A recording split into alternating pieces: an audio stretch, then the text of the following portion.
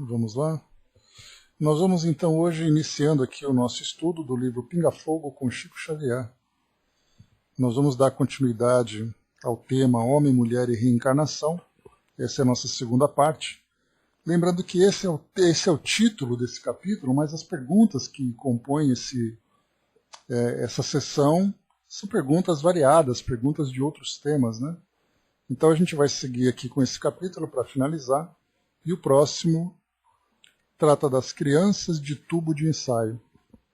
Então já trazem ali, já traz ali esse capítulo, questões da modernidade, né? E desde já, abusando um pouquinho aqui do nosso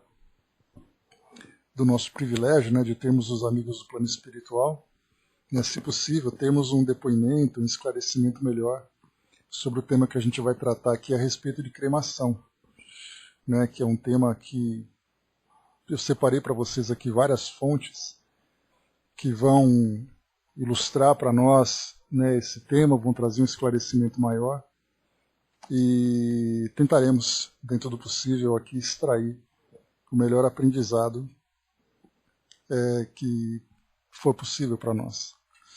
Mas vamos lá, nós temos aqui então, inicialmente,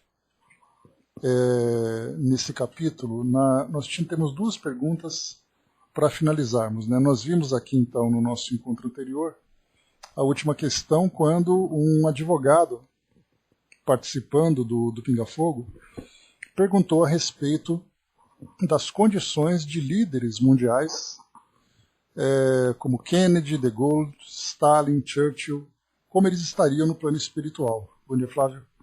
E aí então foi respondido aqui que o Chico tinha apenas informações a partir de amigos lá dos Estados Unidos, que o Kennedy, né, continuava trabalhando no mundo espiritual pelo progresso das ideias de emancipação e pela integração das raças e pela fraternidade do povo americano e dos povos dos continentes do mundo. Os demais não havia qualquer informação, mas a gente procurou aqui conhecer um pouquinho, né, da biografia desses espíritos, desses indivíduos quando encarnados, e aí naturalmente, como a própria doutrina traz para nós, o resultado, né, de acordo com aquilo que o indivíduo viveu aqui no mundo material, refletindo na continuidade lá no mundo espiritual. Então nós tivemos desde grandes líderes, desde homens com grandes responsabilidades, como também ditadores, né? Então a gente procurou fazer ali uma projeção de como seria a vida desses espíritos e as influências que eles exerceram também agora e exercem a partir do plano espiritual nas nossas condições, né? Então, temos aqui várias situações, né? Porque a gente lembra sempre, né, que sendo homens imperfeitos, né, em processo de evolução, eles não deixam de ter ali o seu valor como líderes, né? Então eles acertaram por um lado, erraram para o outro. Então não nos cabe a nós fazer esse tipo de análise e julgamento, exatamente porque nós não estávamos no lugar em que eles ocupavam, né?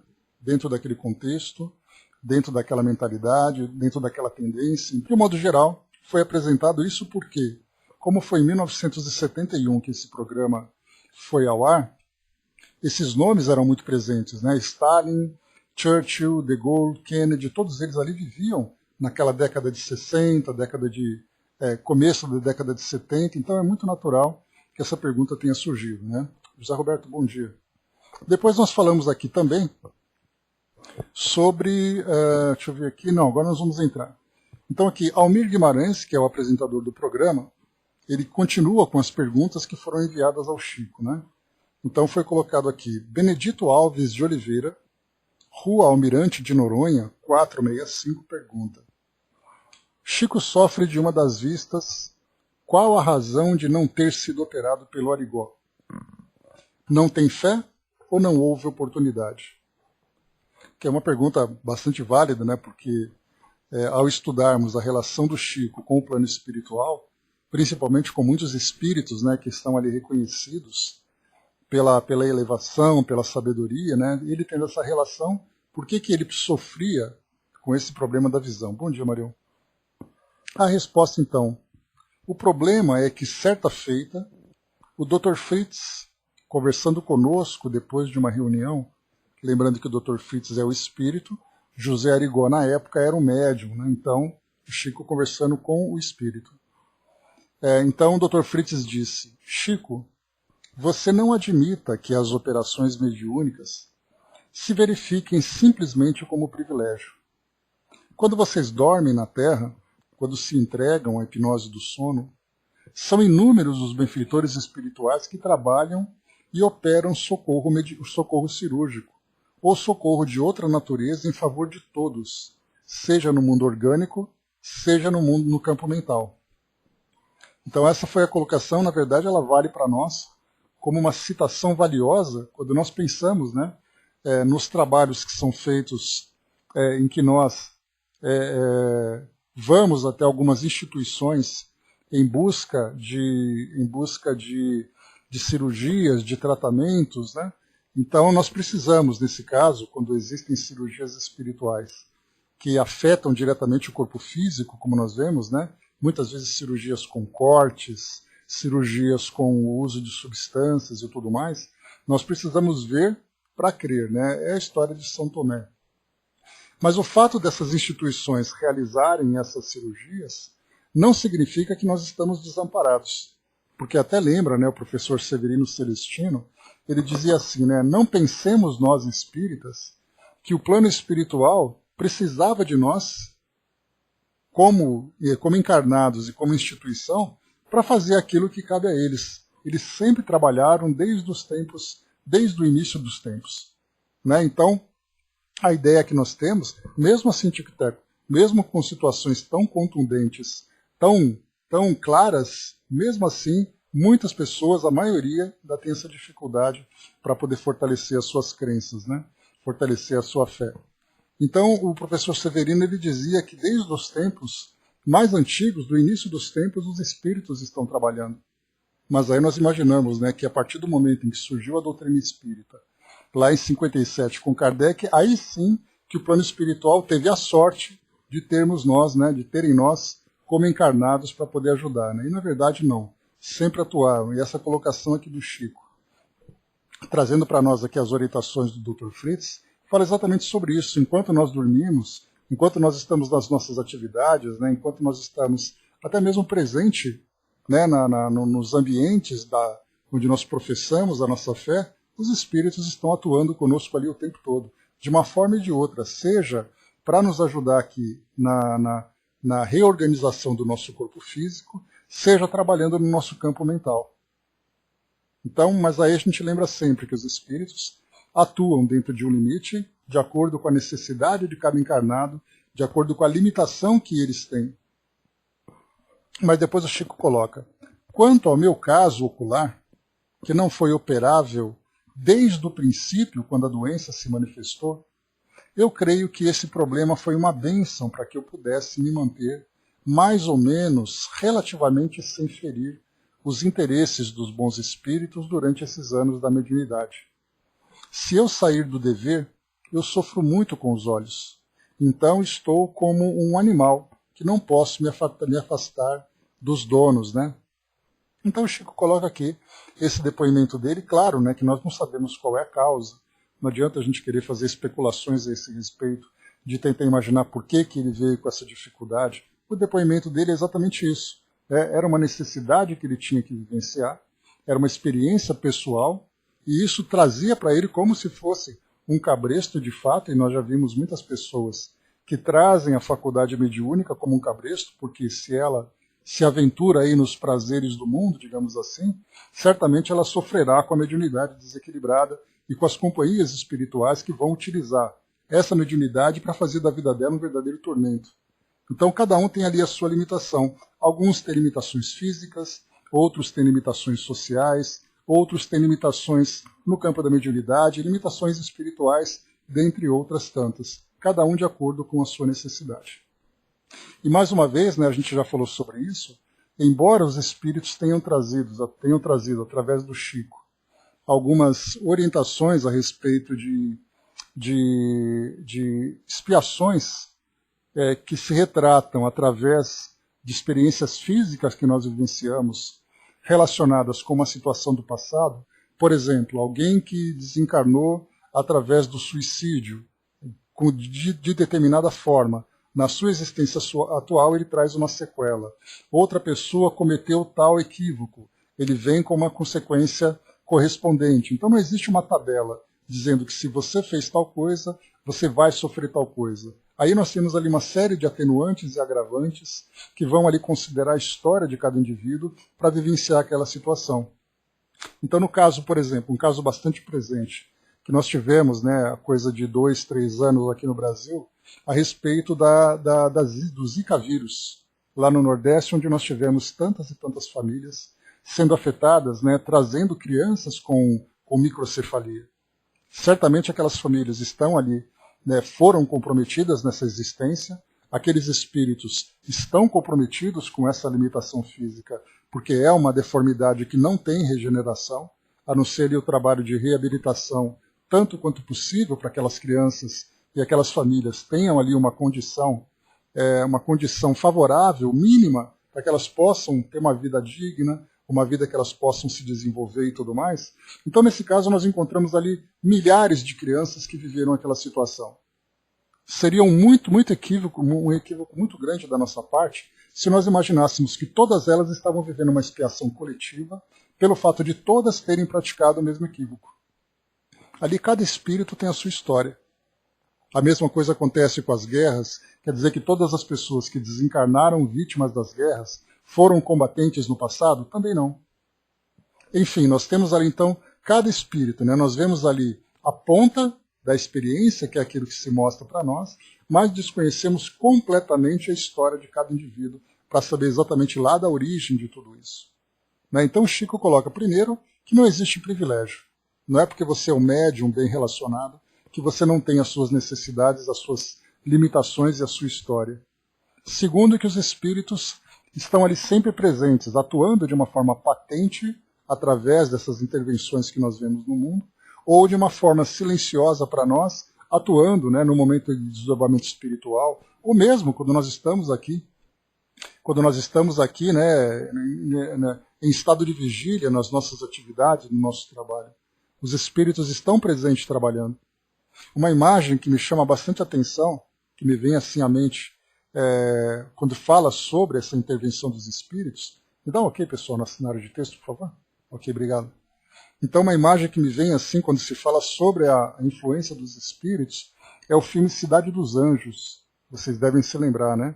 Nesse filme tem uma cena logo no início que mostra, né, pessoas numa biblioteca, um controlador de voo que estava se distraindo, olhando ali, né, a movimentação, o tráfego aéreo, ele se distraiu, e aí então veio um espírito e tocou no ombro dele, ele rapidamente já ficou atento àquilo que ele estava deixando escapar. Então são situações das mais sutis em que os espíritos, né, presente, né, em que os espíritos estão ali nos ajudando, nos auxiliando, tanto nas nossas situações do cotidiano, como nessas, né, quando nós precisamos de um auxílio especial, seja no campo físico, seja no campo mental. Né? Então, por isso, nós temos, né, essa presença sempre constante dos espíritos e essa forma de atuação. E aqui no final, depois, ele coloca, né, exatamente essa limitação, esse, entre aspas, cabresto, né, como o Tico Teco lembrou, para fazer com que aquele indivíduo, né, caminhe naquela trajetória que foi programada, e muitas vezes ele mesmo pede essa restrição, dizendo, né, não permitam que eu me desvie do meu propósito, não permitam que eu desvie desse objetivo, porque certamente eu vou fazer isso pelas minhas fraquezas, pelas minhas tendências.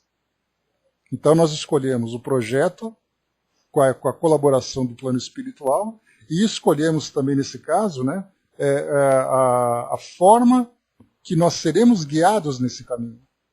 Então isso é importante a gente lembrar sempre. Muito bem, aqui então uma outra questão, né, o Almir Guimarães, que é o nosso apresentador, ele coloca assim também, né, é exato que quase todos os membros de sua equipe espiritual sofriam da vista? Então aí já vem ali as histórias que o povo conta, né? Então, porque o Chico, pelo fato de ter aquele problema de visão, aí certamente a gente pode imaginar, né, como o povo gosta dessas histórias, todo mundo depois começava a ver que quem tinha problema de visão certamente ele tinha uma grande missão. Coisas do gênero, né? Que a gente acaba encontrando, né, nesses equívocos, né, da nossa parte. Mas então foi perguntado, e o Chico respondeu: não, isso pode ser uma informação interessante, mas não é verdadeira. Né? E encerrou ali essa conversa, né, para não dar margem à imaginação. Muito bem, o próximo,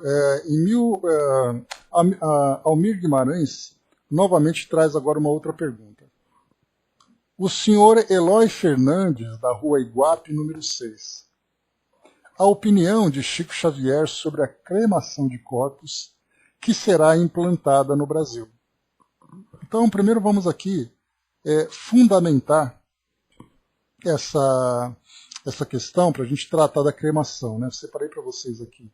Fiz uma pesquisa rápida sobre vários pontos, e aí então é interessante a gente ler sobre isso.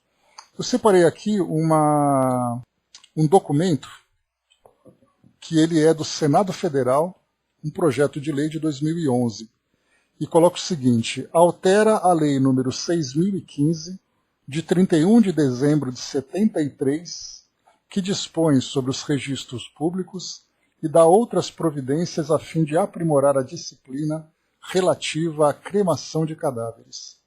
Então a gente viu aqui de 73 e nós estávamos naquele programa em 71. Então era algo que já estava para acontecer.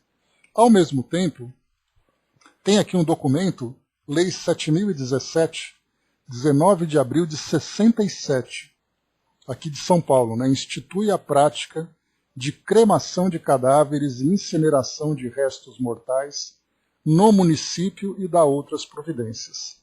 Aí aqui rapidamente, só na introdução, José Vicente de Faria Lima, né, que temos aqui a avenida aqui em São Paulo, né, que chama Brigadeiro Faria Lima, prefeito do município de São Paulo, de acordo com o disposto do parágrafo 4º do artigo 21 da Lei Estadual 9.205, de 28 de dezembro de 65, promulga a seguinte lei. Fica o Executivo autorizado a instituir a prática de cremação de cadáveres e incineração de restos mortais, bem como instalar nos cemitérios ou em outros próprios municipais, por si, pelo Serviço Funerário da Capital ou por terceiros, através da concessão de serviços, fornos e incineradores destinados àqueles fins. Né? E depois aqui, então, começa a trazer aqui vários detalhes, né? O cadáver que será cremado, os documentos, quais são ali as restrições para esse tipo de procedimento e tudo mais. Então nós vimos, né, em São Paulo, a Câmara autorizou a Prefeitura a implantar essa prática em 67, mas a lei federal começaria ali a partir de 73. Muito bem, então, e nesse caso, né, a pergunta então foi trazida para nós, foi em 71 para que o Chico respondesse agora sobre a visão espiritual. Então nós vamos pegar várias fontes aqui. A primeira, naturalmente, é a própria resposta do Chico aqui do Pinga Fogo. Bom dia, Sonja. Já ouvimos Emmanuel a esse respeito, e ele diz que a cremação é legítima para todos aqueles que a desejem, desde que haja um período de pelo menos 72 horas de expectação para a ocorrência em qualquer forno crematório, o que poderá se verificar com um depósito de despojos humanos em ambiente frio. Ou seja, né, aqueles refrigeradores em necrotérios para poder aguardar esse período de 72 horas. Quando o Chico diz que Emmanuel já falou sobre isso, nós vamos então para o livro O Consolador, que nós vamos estudar, inclusive, esse livro todo, né, dentro dessa sequência de obras do Chico, e, portanto, a gente vai aqui revisitar essas questões. Eu tenho aqui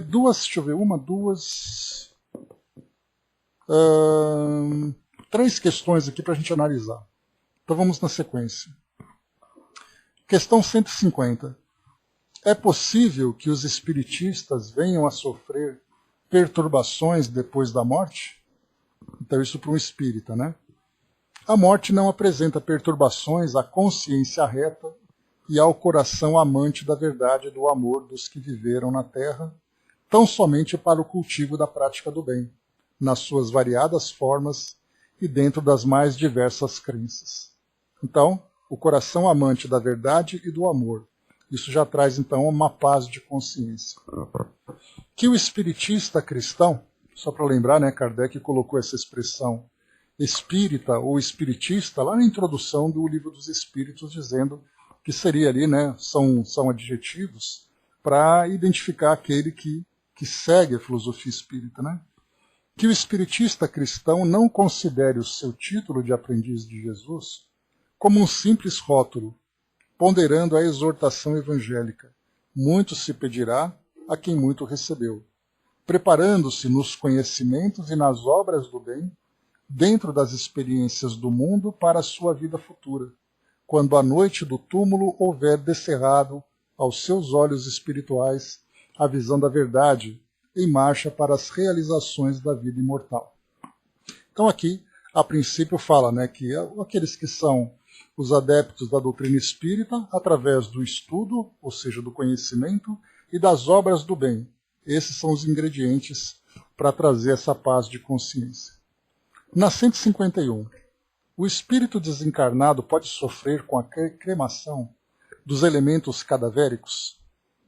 Na cremação, faz-se mistério exercer a piedade com os cadáveres, procrastinando por mais horas o ato de destruição das vísceras materiais, pois de certo modo existem sempre muitos ecos de sensibilidade entre o espírito desencarnado e o corpo onde se extinguiu o tônus vital nas primeiras horas sequentes do desenlace, em vista dos fluidos orgânicos que ainda solicitam a alma para as sensações da existência material. Nós veremos aqui esses ecos de sensibilidade, são sensações que nós desconhecemos. Nós, encarnados aqui, não nos lembramos, portanto, podemos dizer que desconhecemos nesse momento da nossa existência, porque é algo tão relativo ao mundo espiritual que nós não temos ideia da intensidade, da duração, do tipo de repercussão que essa relação entre cadáver e espírito tem. Então, ecos de sensibilidade entre o desencarnado e o corpo. Então, essa expressão dá para a gente ter uma ideia. E Dona Ivone fala bastante sobre isso.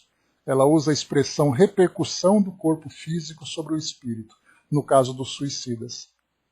Né? Então, a gente imagina quanto tempo o espírito fica ligado ao corpo físico após o suicídio e depois tem o processo de cremação. Dá para a gente ter uma ideia do resultado disso na mente daquele espírito. Mas vamos em frente. Questão 152. Aqui só para complementar. A morte violenta proporciona aos desencarnados sensações diversas da chamada morte natural?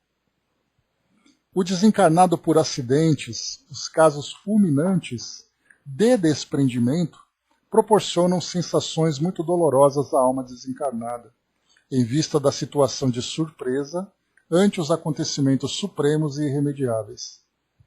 Quase sempre, em tais circunstâncias, a criatura não se encontra devidamente preparada, e o imprevisto da situação lhe trazem emoções amargas e terríveis.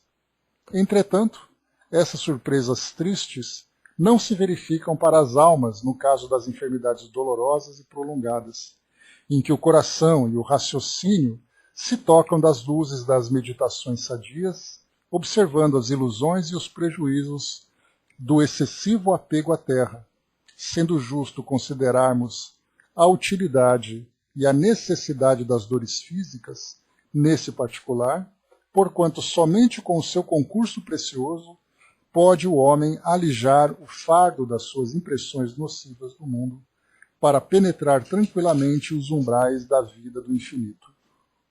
Aqui traz uma relação com aquilo que Kardec apresentou para nós, lá no livro O Céu e o Inferno, na segunda parte, no primeiro capítulo chamado O Passamento. Ali ele fala, né, ele traz um resumo sobre a desencarnação violenta, a desencarnação em que o corpo vai se tornando cada vez mais debilitado e, portanto, o desprendimento vai acontecendo de uma forma gradual. Aquele espírito que desencarna com a consciência tranquila, com a consciência pesada, aquele que desencarna através do suicídio. Então ele traz ali várias situações, um resumo, na verdade, uma coletânea de ideias a respeito das diversas formas de desencarnação. Então nós vimos aqui na questão 150, como o espírita vivencia a experiência da desencarnação. Então o conhecimento e as boas obras são elementos fundamentais, e na verdade não apenas para os espíritas, mas para qualquer indivíduo que tenha esse trabalho de autoespiritualização e também a vivência dessa espiritualização através das ações. Vimos aqui então esse período de algumas horas, 72 horas, como foi colocado, 3 dias, portanto, para que o espírito tenha ali aquele período de desprendimento. E aqui a gente fala sobre a morte violenta, mas eu quis trazer essa morte violenta porque a cremação também é um ato violento no corpo físico. E se existem aqueles ecos sobre o espírito a partir do corpo físico, essa mesma violência da desencarnação também pode repercutir sobre o espírito. Muito bem, outra fonte agora que nós temos aqui é o livro O Problema do Ser, do Destino e da Dor. Ou O Problema do Ser, né, para algumas editoras, né, mas ele é um Denis que traz para nós aqui, num trecho, que ele coloca o seguinte. Deixa eu só pegar aqui qual é o título do capítulo, para trazer para vocês a informação completa, que eu acabei me esquecendo desse detalhe.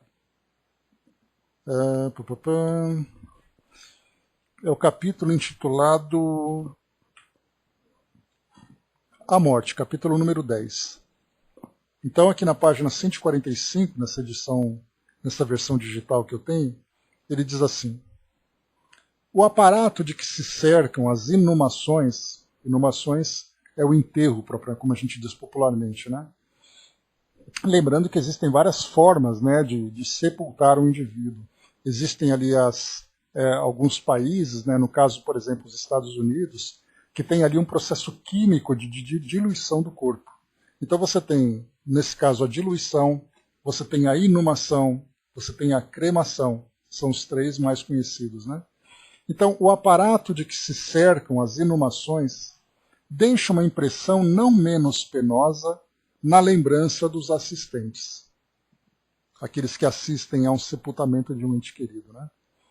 O processo de que o nosso próprio envoltório também será depositado na terra provoca uma espécie de sensação de angústia e de sufocação. Então nós estamos falando daqueles espíritos que desencarnaram, mas continuam ainda muito ligados ao corpo físico. E o sepultamento traz aquela sensação de claustrofobia, de sufocação, de angústia e até mesmo da decomposição. Então são processos bastante dolorosos para os espíritos que ficam ainda presos. Veremos, Hermes. Vamos lá. O pensamento de que o nosso próprio envoltório também será depositado na terra provoca uma espécie de sensação de angústia e de sufocação. Entretanto, todos os corpos que animamos no passado repousam igualmente sob o solo ou transformam-se lentamente em flores e em vegetais. Esses corpos eram apenas roupas usadas. Nossa personalidade não foi enterrada com eles. Hoje pouco importa o que eles se tornaram. Por que a sorte do último deles haveria de nos preocupar tanto? Sócrates respondia justamente à questão de seus amigos quando lhe perguntaram como ele queria ser enterrado. Enterrem-me como bem quiserem, se é que vocês vão conseguir me segurar. Comumente, a imaginação do homem povoa as regiões do além de criações assustadoras, que as tornam apavorantes para ele. Certas igrejas ensinam também que as condições, boas ou más, da vida futura são determinadas no momento da morte, de forma irrevogável, afirmação que perturba a existência de muitos crentes. Outras temem o isolamento, o abandono no seio dos espaços. A revelação dos Espíritos vem por fim a todas essas apreensões. Traz-nos indicações precisas sobre a vida de além-túmulo. E aqui Leon Denis faz uma referência ao livro O Céu e o Inferno. Ela dissipa essa incerteza, esta dúvida cruel, este temor do desconhecido que nos assusta. A morte, diz-nos ela, nada muda de nossa natureza espiritual, de nossos caracteres, daquilo que constitui nosso verdadeiro eu. Só nos torna mais felizes, donos de uma liberdade cuja extensão se mede por nosso grau de adiantamento. Tanto cá como lá, temos a possibilidade de fazer o bem ou o mal, facilidade de avançar, de progredir, de formar-nos. Em toda parte reinam as mesmas leis, as mesmas harmonias, as mesmas potências divinas. Nada é irrevogável. O amor que nos cativa neste mundo, mais tarde, nos atrai para o outro. E onde quer que seja, amizade, proteção, amparo nos aguardam. Enquanto que aqui nós choramos a partida de um dos nossos, como se ele fosse perder-se no nada, acima de nós, seres etéreos glorificam sua chegada à luz, exatamente como nós nos regozijamos à chegada de um bebezinho, cuja alma novamente acaba de se abrir para a vida terrestre. Os mortos são os vivos do céu. Eu trouxe esse trecho porque tem aqui uma nota de rodapé, quando o Sócrates disse, né? Enterrem-me como bem quiserem, se é que vocês vão conseguir segurar-me. Em rodapé, Leon Denis diz o seguinte: perguntam-nos frequentemente se a cremação é preferível ao enterro, sob o ponto de vista da separação do espírito. Consultados, os invisíveis responderam que, em tese geral, a cremação provoca um desligamento muito rápido, porém brusco e violento, até mesmo doloroso para a alma ligada à terra por seus hábitos, seus gostos, suas paixões. É necessário um certo preparo psíquico, um desprendimento antecipado dos elos materiais, para suportar sem grande comoção o procedimento crematório. É o caso da maioria dos orientais, para quem a cremação é habitual. Em nossos países ocidentais, aqui quando ele fala sobre nos países orientais, né, então principalmente Índia, Japão, eles têm uma prática muito comum, né, principalmente nos tempos atuais, no Japão em especial. Mais de 90% dos sepultamentos passam por crematório, né? Então ele coloca aqui, né, é o caso da maioria dos países orientais.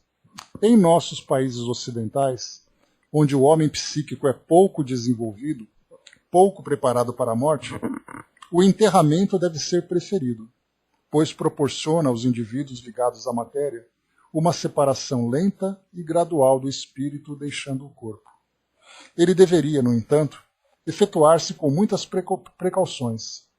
Os enterros entre nós são feitos com muita precipitação. Acarretam, muitas vezes, erros deploráveis, como, por exemplo, o sepultamento de pessoas em estado de letargia. Aqui a gente lembra que Leon Denis ele fala dessa colocação no final do século XIX, começo do século XX, né, quando a medicina ainda não tinha recursos para testar ali o óbito de um modo efetivo. Hoje já é bastante diferente.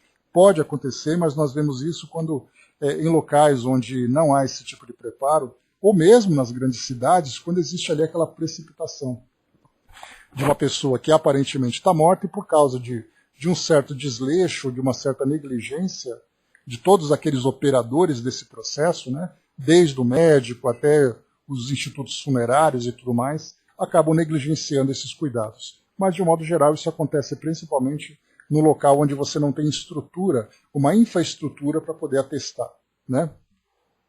Então, esse aqui é Leon Denis colocando para nós. Rapidamente aqui, o Hermes colocou, né, fiz uma vez, solicitado por uma pessoa da casa espírita, onde funcionamos, uma encomendação do corpo do desencarnado. Achei muito linda a cerimônia. Não porque eu era palestrante, mas um momento bem humano, né? Teve uma situação, só para poder ilustrar para vocês, antes de eu pegar aqui o próximo texto, que nessa época de pandemia, muitas pessoas sofrem, né, muitas famílias sofrem, principalmente naquele começo, né, quando a pandemia trouxe ali um grande susto, muitos corpos, né, foram sepultados sem terem velórios, sem terem ali até mesmo a presença da família. E muitas pessoas, pelo fato de não terem oportunidade de elaborarem o luto, né? Porque o luto ele é um processo que começa com essa despedida do sepultamento, do velório, até aquele trabalho psicológico que decorre, né, que se segue nos próximos dias. Mas com essa época de pandemia, aconteceu que muitas pessoas, de uma forma muito abrupta, acabou perdendo um ente querido sem conseguir elaborar esse processo.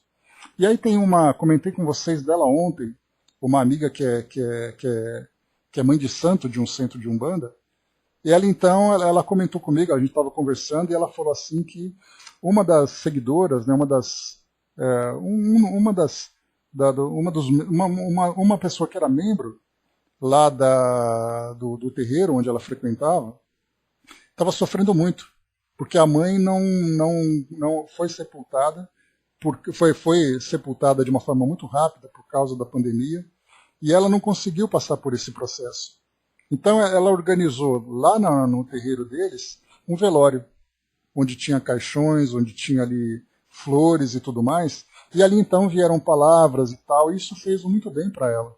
Porque mesmo psicologicamente, ela vivenciou aquele momento de despedida, de poder chorar, de poder falar e tudo mais, diante de uma cerimônia.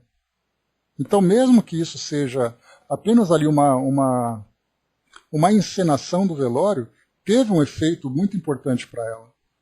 Porque psicologicamente nós precisamos, isso é uma etapa, né, desse longo processo de elaboração do luto. Deixa eu ver aqui. Tá, a gente coloca assim, Hermes. Beleza. Daqui a pouquinho eu passo para você. Vamos lá então, pessoal. O próximo texto aqui para a gente poder lembrar, eu trouxe aqui uma passagem do livro Taça de Luz, do Chico, e aqui o irmão X trouxe para nós um texto intitulado O Problema da Cremação. Vamos a ele. Observada do plano espiritual a celeuma no Rio de Janeiro, em torno da incineração dos cadáveres, a ser estabelecida por lei, lembra que em 67 aqui em São Paulo começou essa elaboração da lei, em 73 o Senado ali aprovou essa lei, então irmão X trouxe esse texto nessa expectativa da aprovação da lei, né? Então, a ser estabelecida por lei, reparamos que o assunto não é realmente para rir. De um lado, temos os legisladores preocupados com a terra dos cemitérios, e de outro, as autoridades eclesiásticas lançando a excomunhão sobre os responsáveis pelo movimento inovador. Aqui a gente vê também, né, que é curioso a gente perceber que a Igreja ela trouxe para nós um problema na época dos transplantes, apresentou um problema na época da cremação, dizendo que pode, que não pode. Manda, Dudu, por favor.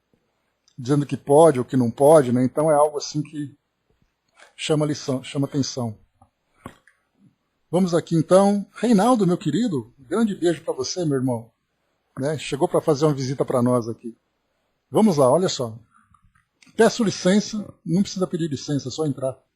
Já adentrando nesse espaço de luz do meu brother André, para deixar rapidamente nesse espaço um abraço ao nosso velho garotão, para você, professor, que trabalha com a nossa doutrina, divulgando na sua raiz a história desse espiritismo e mostrando que a lição de vida desse cara é muito maneira. E aqui quero desejar ao nosso brutinho Hermes o abraço fraternal de mim e de muitos que aqui com certeza felizes estão com mais um ano da sua vida encarnatória. Continue nesse trabalho a todos vocês e a nós daqui que torcemos muito para muitos estudos enviados aos aprendizes da nossa vida espiritual.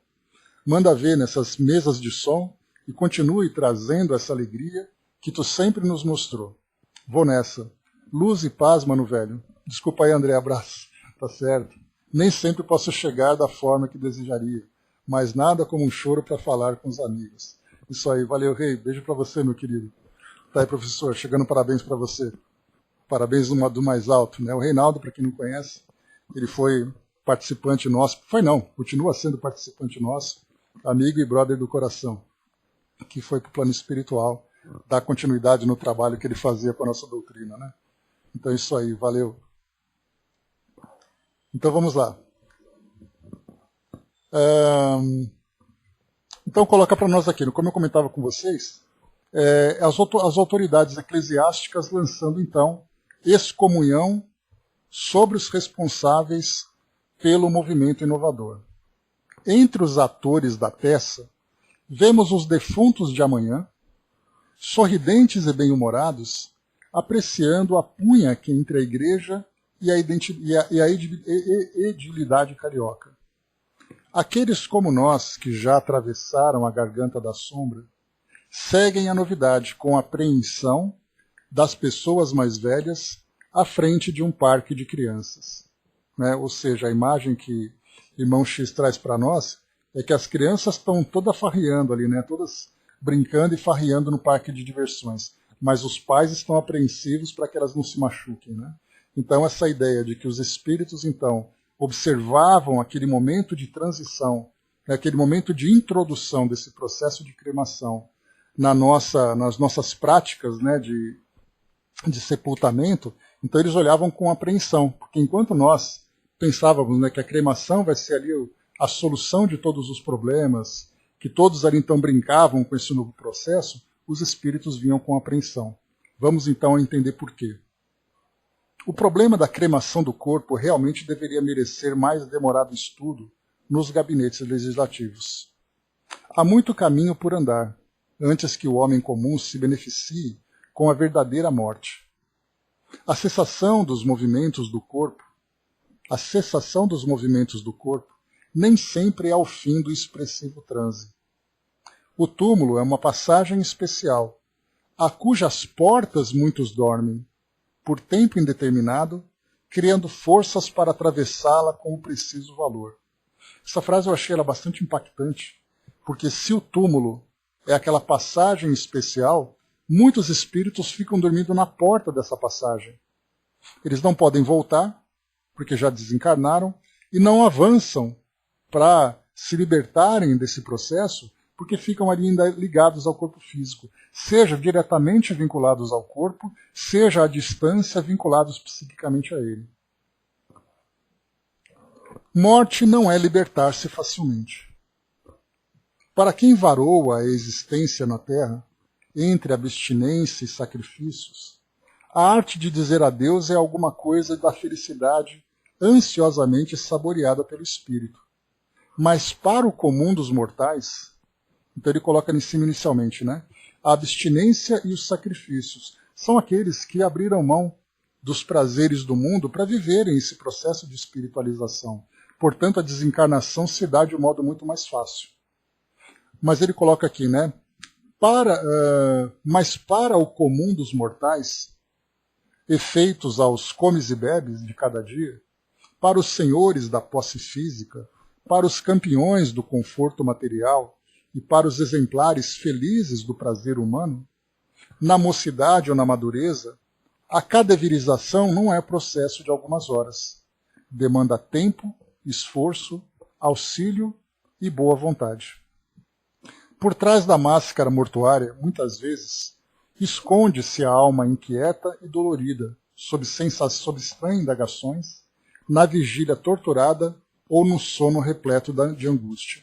Quando ele coloca máscara mortuária, é o corpo que você vê ali numa urna, né, num caixão, em que você vê ali um cadáver, mas por trás dessa máscara você tem aquela alma inquieta e dolorida, seja ela acordada ao lado do cadáver, acompanhando tudo aquilo, ou mesmo adormecida, mas vivendo aquele pesadelo, que nós já estudamos sobre isso também. O espírito pode estar inconsciente, mas a sua mente ligada a processos que vivenciou aqui no mundo físico, num verdadeiro tormento.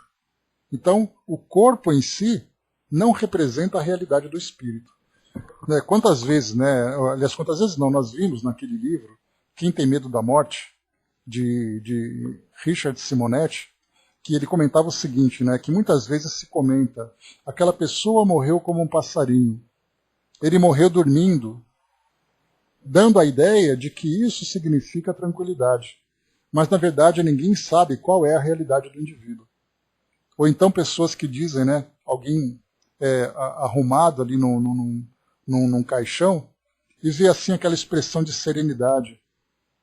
E diz assim, né, nossa, ele tem assim uma expressão tranquila, como se o cadáver representasse a realidade do espírito.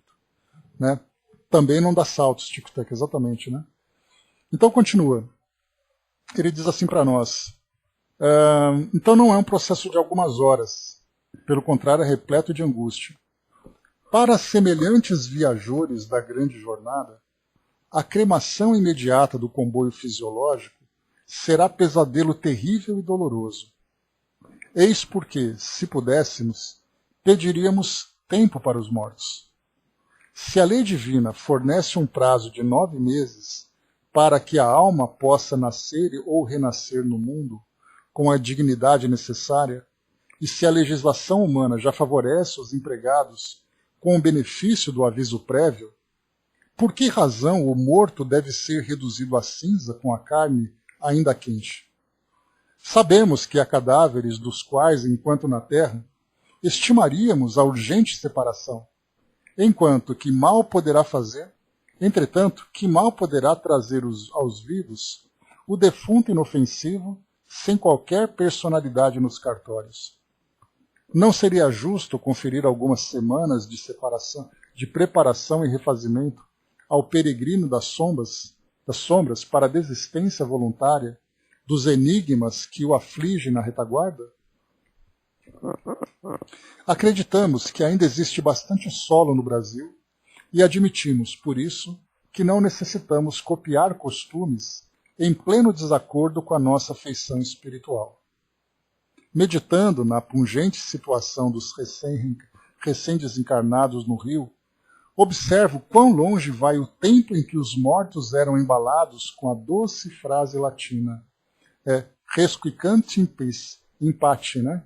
Resquicante in pace, que é uma expressão latina, pesquisei aqui naturalmente, que você coloca, né? Resquicate in pace ou resquiquante in pace, que é descanse em paz ou descanse em paz. Então aquele RIP que nós vemos, né, geralmente nas sepulturas, essa expressão latina do descanse em paz, né? Que descanse em paz. Não basta, ou seja, né, essa frase latina descanse em paz, na verdade ela não traz a realidade do espírito também, que passa ali por um longo processo de desprendimento e de despertamento e de reequilíbrio. Não basta agora o enterro pacífico. É imprescindível a apressada desintegração dos despojos. E se a lei não for suavizada com a quarentena de repouso e compaixão para os desencarnados, na laje fria de algum necrotério acolhedor, resta aos mortos a esperança de que os saltitantes conselheiros da cremação de hoje sejam amanhã igualmente torrados. Então, psicografia em reunião pública, datada de 26/7/1952, lá no Centro Luiz Gonzaga, na cidade de Pedro Leopoldo, em Minas Gerais. Então, Taça de Luz é um livro psicografado pelo Chico e diversos espíritos trazem aqui essas mensagens. Bom, meus amigos, como nós vimos aqui... Bom dia, Didi.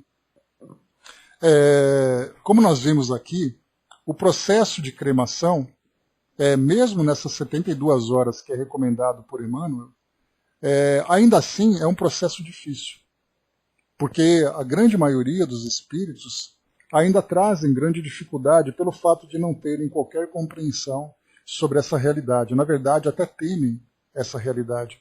Enquanto nós, como nós vimos lá no início, né, temos essa ideia de que a saúde pública, o meio ambiente acabam sendo beneficiados com esse processo de cremação, nós vimos, né, nessa recomendação tanto de Leon Denis, que traz para nós ali orientações dos espíritos, como o próprio Irmão X, fala para nós de todos os cuidados que nós devemos ter. Exatamente porque são processos lentos, são processos dolorosos para muitos espíritos, para a maioria. Basta a gente olhar para o mundo hoje e perceber o estilo de vida que nós temos, muito ligados ainda, né, aos interesses do mundo material. Esse processo acaba sendo bastante difícil. Então fica ali a orientação para nós, né? Então a ideia de que se você deseja ser cremado, prepare-se para isso. Através da mudança de valores, mudanças de atitudes, da melhor espiritualização, para que não fique essa conexão entre mente e corpo e que esse desprendimento aconteça de uma forma rápida. Então, essa pergunta para a época ela foi bastante pertinente porque ela dizia respeito ao contexto daquela época, com mudança de legislação, com a introdução do processo de cremação nos sepultamentos e tal. Então a pergunta ela foi bastante ligada, né, àquele contexto, que serve para nós até hoje, né? Não é pelo fato da lei entrar em vigor no início da década de 1970 que nos tempos atuais nós mudamos muitas coisas no nosso comportamento para sermos favorecidos na nossa desencarnação, né? Então, a orientação foi dada, né? Então, se nós queremos escolher determinada experiência, que sejamos, então, prudentes para isso. Não que, lembrando sempre, né, não que o sepultamento em si seja também algo simples. Então, aquele espírito que vai se desprendendo, ele também vivencia ali os seus momentos de angústia. Por exemplo, André Luiz, quando ele trouxe para nós, lá no livro Nosso Lar, no primeiro capítulo, quando ele falava sobre o tempo em que ele viveu, aquele estado de perturbação durante quase 8 anos, ele não fez nenhuma referência sobre a ligação dele com o corpo físico.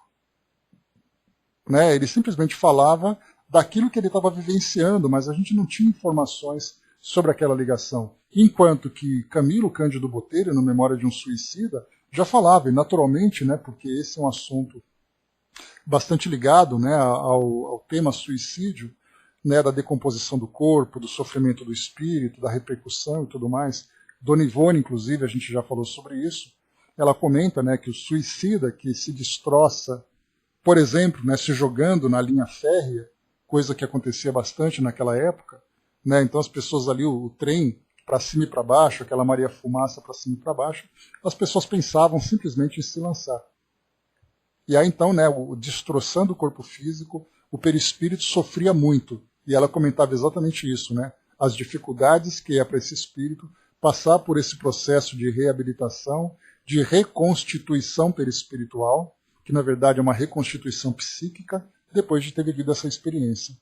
E na época em que nós estudamos sobre o suicídio, eu trouxe para vocês uma reportagem que foi bastante interessante de uma mulher que ela se vestiu, né, com toda a beleza. Isso foi na década de 1960, 60, se eu não me engano. Ela se vestiu, maquiagem, adereços, joias, subiu no alto de um edifício e se jogou. E ela caiu em cima de um carro, em cima do teto de um carro. E aí então, claro, né, afundou e ela desencarnou, mas os fotógrafos pegaram a imagem de uma mulher linda, porque ela não ficou com aquela imagem ensanguentada, destroçada. Ela simplesmente parecia uma princesa dormindo. Vocês podem encontrar isso. Coloquem aí, né, o suicídio, mulher, qualquer coisa, termo nesse sentido, que vocês vão encontrar essa foto. E realmente é uma foto muito bonita. Porque ela estava maquiada, bonita, aquela pele serena, deitada sobre o capô de um carro e tinha cometido um suicídio. Ou seja, a imagem do corpo físico, com toda certeza, não reflete aquilo que ela vivenciou. Inclusive Kardec, lá no livro O Céu e o Inferno, lá na seção dos suicidas, nas entrevistas, fala de um mendigo, eu acho que era Max o nome dele, que fala que ele tinha se jogado do alto de um farol que ficava ali às margens de Paris, e aí então ele se jogava e a impressão que ele tinha é de estar constantemente em queda. Ele caía, se esborrachava no chão, caía de novo e ele continuava nesse processo repetitivamente até que ele conseguisse então se desprender. Ou seja, né, nós vemos então como é a impressão da morte para aqueles espíritos que não estão preparados, e infelizmente nós vemos isso para a grande maioria. Né? Vamos lá. Seguindo em frente, né, o Braz lembrou aqui, né, um fazendeiro rico aqui de Goiás fez sua sepultura de maneira que fosse enterrado com o celular e respiratório. Né? Sim, né, tem as pessoas que têm esse pavor. Então eles colocam ali, né, todos os recursos. Antigamente nós tínhamos um sino, né, Braz? Houve uma época na Europa, nos Estados Unidos, não me recordo, em que o sepultamento de pessoas que passavam por catalepsia, por letargia, na verdade, né, elas eram sepultadas e depois percebiam o equívoco da morte. Então muitas sepulturas tinham ali uma corda que ficava dentro, exatamente, né? Uma corda que ficava dentro do caixão, e um sino do lado de fora em cima. Se aquele sino tocasse, então, as pessoas saíam correndo para desenterrar o defunto. Ou seja, coisas assim situações que nós vemos, né? Vemos, né? E tem situações que nós não vemos, porque ver a morte da perspectiva espiritual também seria para nós ali uma outra, seria assim, se estudar a morte da nossa perspectiva material, seria ali um curso com informações muito interessantes, curiosas e até mesmo pavorosas. E estudar a morte do plano espiritual é um outro curso que traz para nós, né, os mesmos elementos. Enfim, estudamos então aqui um pouquinho sobre a cremação. Avançando um pouco mais, vamos lá então. Saímos aqui desse trecho. Então eu trouxe para vocês Taça de Luz, aqui um texto, O Problema da Cremação. Trouxe para vocês aqui do livro O Problema do Ser, do Destino e da Dor, capítulo 10, uma nota de rodapé de Leon Denis, falando aqui sobre a questão da cremação.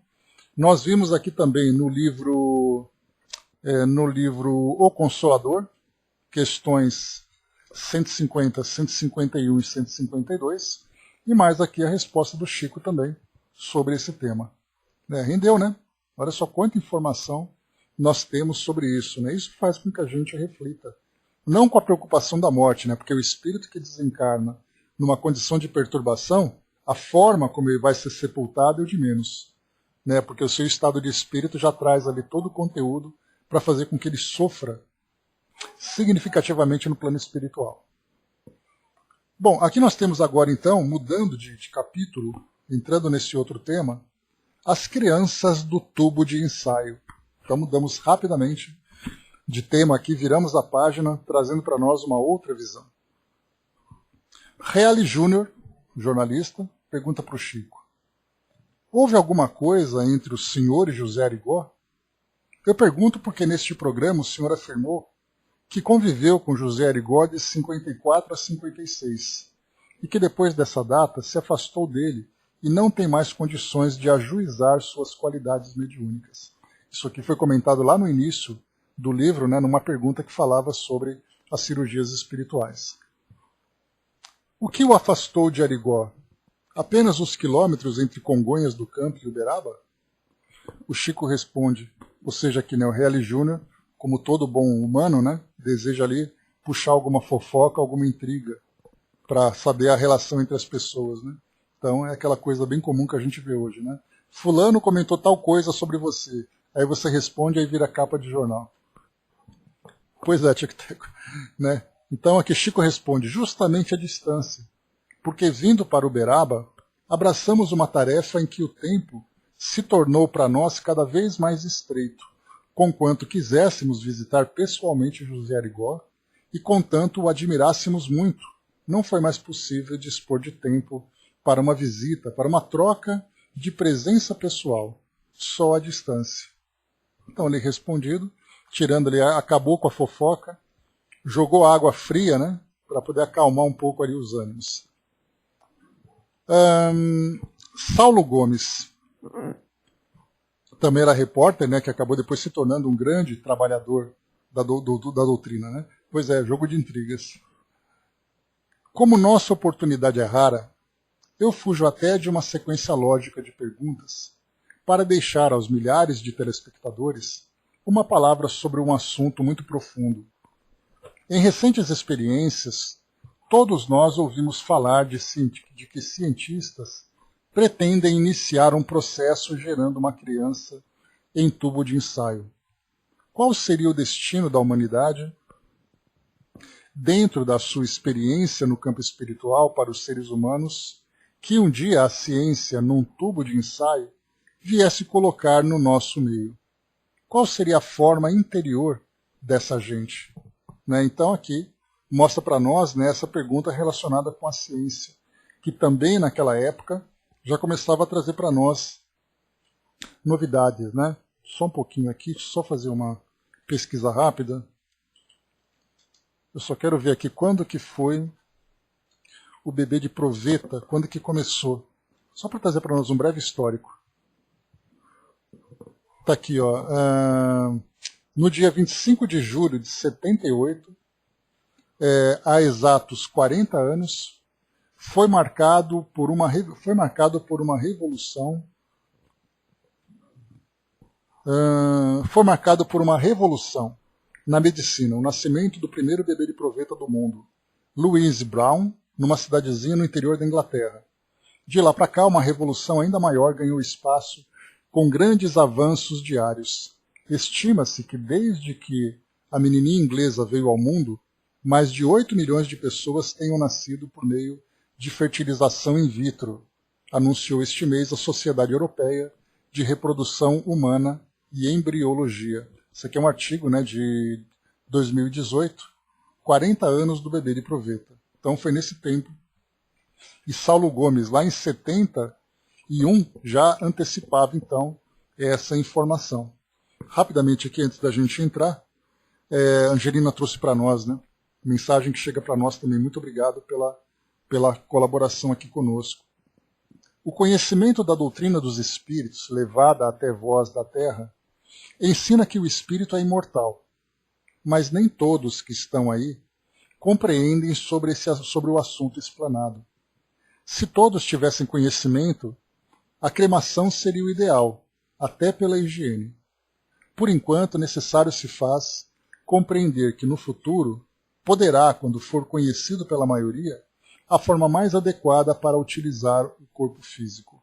Né? Então aqui, esclarecimento, né? Amigo do bem, provavelmente aqui é o nosso remetente, nosso colaborador, né? Então trouxe para nós exatamente isso. Então, em termos higiênicos, em termos ecológicos, em termos de desprendimento e tudo mais, a cremação seria o ideal. Na verdade, ela, vamos dizer, é o ideal, né, para aqueles que conseguem vivenciar isso. Mas para o nosso mundo, de modo geral, a visão ainda é bastante amigo do bem. Muito obrigado. Então, a visão que nós temos ainda da morte, até pelos nossos próprios rituais, pela forma como nós vivenciamos esse processo, com luto, com funeral, com tamanha dor, com tamanha a própria cor do funeral, né? Aquela cor preta, aquela cor escura. E quando a gente fala sobre, nós já estudamos sobre isso também, a arte tumular. Né? A arte tumular são aqueles artistas que criam esculturas para decorar os cemitérios. Então nós vemos aquela imagem sempre sofridas, anjos chorando, pessoas com expressões dolorosas. Né? Então a morte representa para nós algo que nós ainda não conseguimos vivenciar com naturalidade. Embora ela seja algo natural, que faz parte da vida de todos nós, ela é um grande tabu. Né? O tabu são ideias, são temas que nós não gostamos de abordar. E a morte para nós é algo assustador. E, então, isso porque nós desconhecemos, nós, enquanto humanidade, até mesmo nós espíritas, né? Porque você estudar sobre esse tema, na teoria é uma coisa, você vivenciar essas convicções é outra. Né? Então seria mais ou menos assim, né? Todo o ateu, ele só é ateu quando chega na trincheira da guerra, né? Porque ele fala, Deus me ajuda. Então, assim, a mesma coisa acontece conosco, né? Todos nós temos entendimento desse processo, até o momento em que chegamos ali, né? Embaixo do portal da transição, da transformação. Então, o nosso mundo hoje, né, como eu comentei com vocês, nós temos uma visão ainda bastante temerosa da morte, e o nosso próprio estilo de vida revela, né, o apego que nós temos à vida material. Isso porque a vida espiritual para nós é objeto de crença. E quando nós falamos em crença, elas podem se modificar, elas têm ali as mesmas intensidades. Por exemplo, só para a gente perceber isso, fazendo uma comparação bastante simples, nós temos a certeza que o Sol vai nascer amanhã. Ele pode estar encoberto por nuvens, eu posso estar em qualquer outro lugar do planeta, mas eu tenho certeza que o Sol vai aparecer. No caso da morte, eu sei que a morte vai acontecer, mas o que vai acontecer depois? Aí nós pegamos os livros, pegamos todas as descrições, e a pergunta é, eu tenho certeza convicta de tudo isso, com a mesma convicção que eu tenho que amanhã o Sol vai nascer de novo? O Sol vai nascer, entre aspas, naturalmente? Então nós vemos assim o que é você ter certeza de alguma coisa, algo que já se encontra parte do seu conhecimento e algo que é objeto de fé.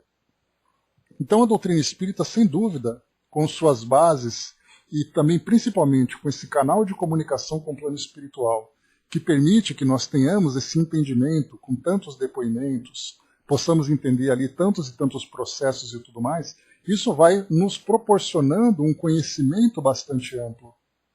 Mas esse conhecimento não significa necessariamente a convicção.